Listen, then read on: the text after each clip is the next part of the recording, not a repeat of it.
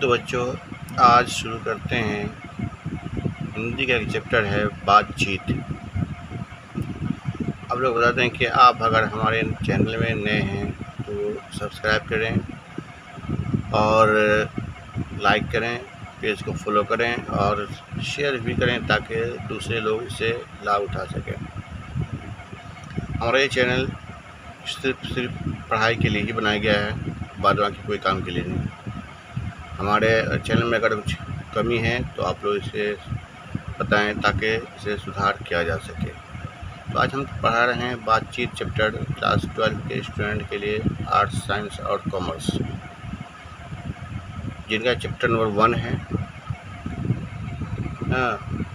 और उससे बताएंगे कि बातचीत कैसे होती है, इसके लेखक कौन है और वो कहाँ पैदा हुए, उसका बायोडाटा। फिर क्लास शुरू करते हैं। तो चलिए शुरू करते हैं। आधुनिक हिंदी युग।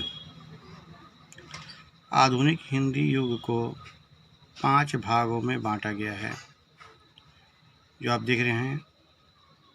पहला है भारतेंदु युग। ये 1850 ईस्वी से लेकर के 1900 ईस्वी तक चला, चूँकि इसमें भारतेंदु हरिश्चंद्र का ज़माना था। उसके बाद द्विवेदी युग, ये 1900 ईस्वी से लेकर के 1920 ईस्वी तक चला। इसमें महावीर प्रसाद द्विवेदी। तीसरा है छायावादी युग, जो 1920 से लेकर के 1936 तक चला। मुकुटधर पांडे और रोमांस। प्रगतिवादी युग, ये 1937 से लेकर के 1943 तक चला। मार्क्सवाद 1936। प्रेमचंद, पंत, युगवानी। प्रयोगवादी युग है 1944 से लेकर 1990 तक चला। ये इसमें आगे आते हैं, व्यक्तित्वता आते हैं और यथार्थवाद आते हैं। उत्तर आधुनिक युग 1990 से लेकर के अब तक को कहा गया है। तो ये आधुनिक हिंदी के युग दिखाए गए हैं, जो 5 भागों में बांटा गया है। अब इसको कितने काल में बांटा गया है, तो उस काल के बारे में लिखते हैं।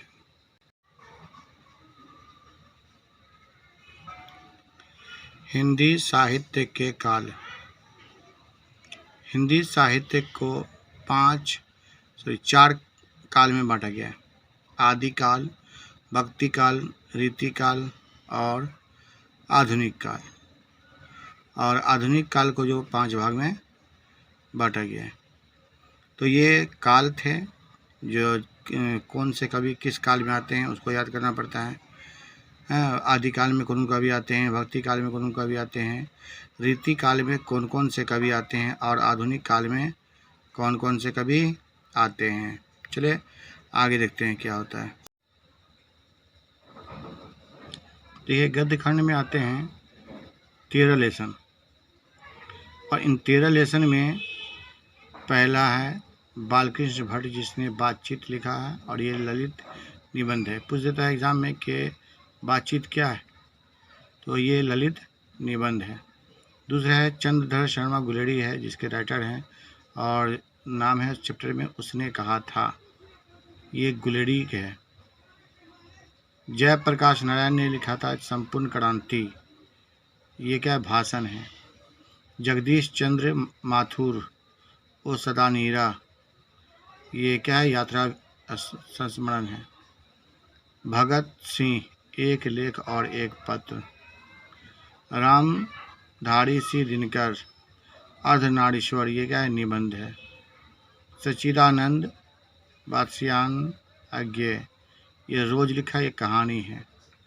नामवर सिंह प्रगति और समाज लिखा है, ये आलोचनात्मक निबंध है। मोहन राकेश ने सिपाही की माँ को लिखा है, ये क्या है, एकांकी है। मलयज, हंसते हुए मेरा अकेलापन, ये इसकी डायरी से है। ओम प्रकाश वाल्मीकि, ये जूठन लिखा है, ये छोटी जातों पर कहानी है, इसको बोलते हैं दलित आत्मकथा। उदय प्रकाश त्रिच, ये कहानी है। और जे कृष्णमूर्ति, ये शिक्षा पर दिया है, शिक्षा शास्त्र से लिया गया है। तो ये 13 लेसन है। उन 13 लेसन में आज हमको पढ़ना है लेसन नंबर 1, ये बातचीत, जिसके लिखने वाले कौन हैं? बालकृष्ण भट्ट हैं। और बालकृष्ण भट्ट ने कौन कौन से काम किए थे, उसका जन्म कहाँ हुआ था, और उसने जो कहानी लिखा उसके बारे में बताएंगे। लेखक बालकृष्ण भट्ट हैं। चैप्टर का नाम है बातचीत। लेखक का जन्म हुआ था 23 जून 1844 को, और उसका निधन हुआ था 20 जुलाई 1914 को। निवास स्थान है इलाहाबाद, और आपको बता दें इलाहाबाद का नाम चेंज हो गया है, अब इसका नाम पड़ गया है प्रयागराज। ये उत्तर प्रदेश यानी यूपी में पड़ता है। इनके माता का नाम था पार्वती देवी, जो सुसंस्कृत महिला थी, और पिता का नाम था बेनी प्रसाद भट्ट, ये क्या थे? व्यापारी थे। और पत्नी का नाम क्या था? रमा देवी। अब इसकी पढ़ाई जो किया था उसकी माँ ने, यानी उसकी माता ने ही बालकृष्ण भट्ट के मन में अध्ययन की क्या रुचि एवं लालसा जगाई। इसलिए कहा गया है अगर एक लेडीज़ पढ़ी है तो वो क्या होता है 7 पुरुष को पढ़ा देती है, और अगर जेंट्स पढ़ा है तो वो एक ही पुरुष को पढ़ाएगा। और उसका उल्टा सोचिए, अगर लेडीज़ ख़राब हो गई तो कितना को खानदान को ख़राब कर देगी। इसलिए कहा गया है कि लेडीज़ को कहा था कि अगर पढ़ी लिखी है तो कहा था कि अपने समाज को पढ़ा सकती है, या अपने परिवार को पढ़ा सकती है, और अपने बच्चे को पढ़ा सकती है। खैर, इसने अपनी शिक्षा कहाँ से स्टार्ट की थी? माँ से। और उसके माँ का नाम क्या था? पार्वती देवी। चलिए अब देखो रचनात्मक सक्रियता क्या है।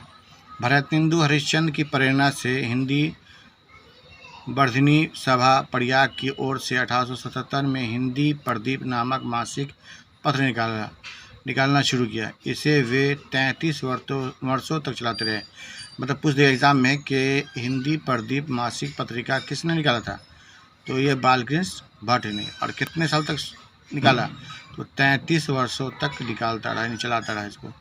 1881 में वेदों की युक्तिपूर्ण समीक्षा की। भट्ट जी ने 1886 में लाला श्रीनिवास दास के संयोगिता स्वयंवर की कठोर आलोचना किया।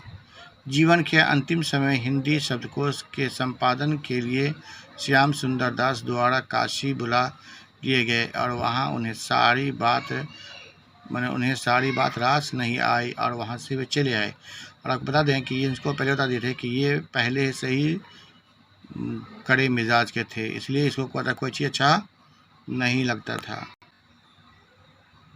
1000 निबंध लिखा, जिसमें से 100 निबंध ऐसे थे वो बहुत ज़्यादा मशहूर हुए।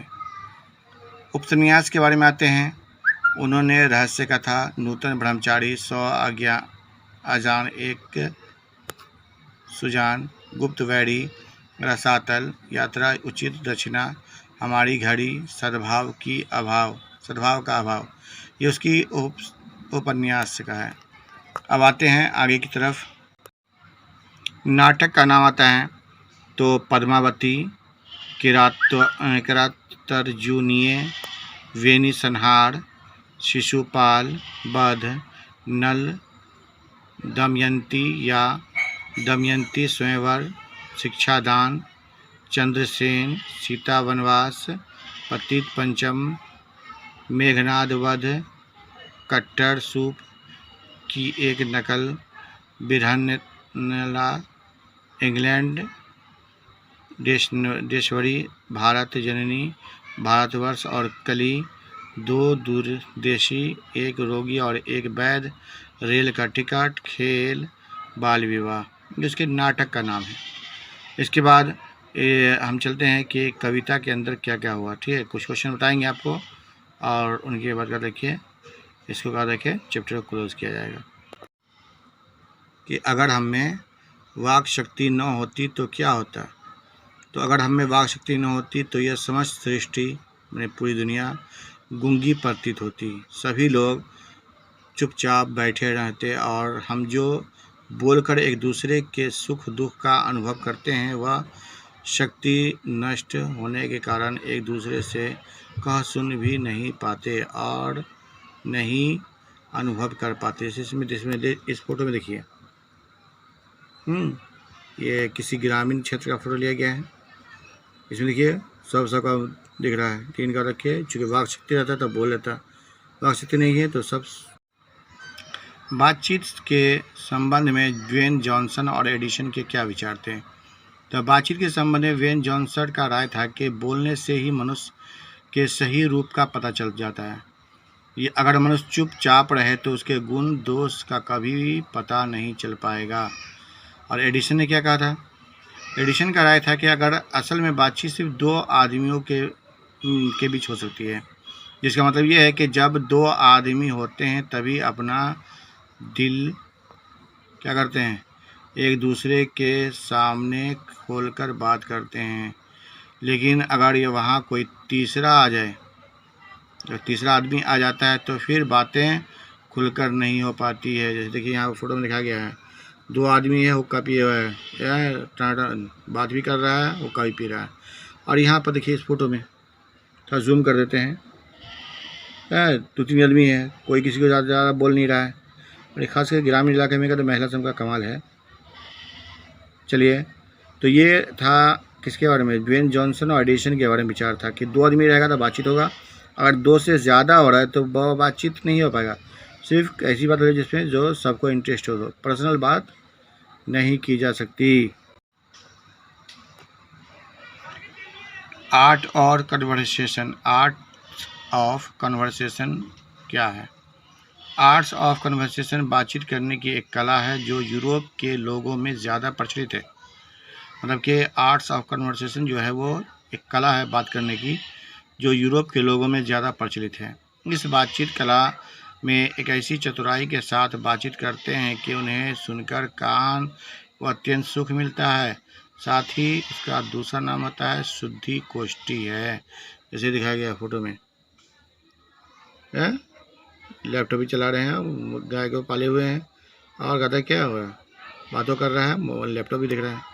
और इन फोटो में देखिए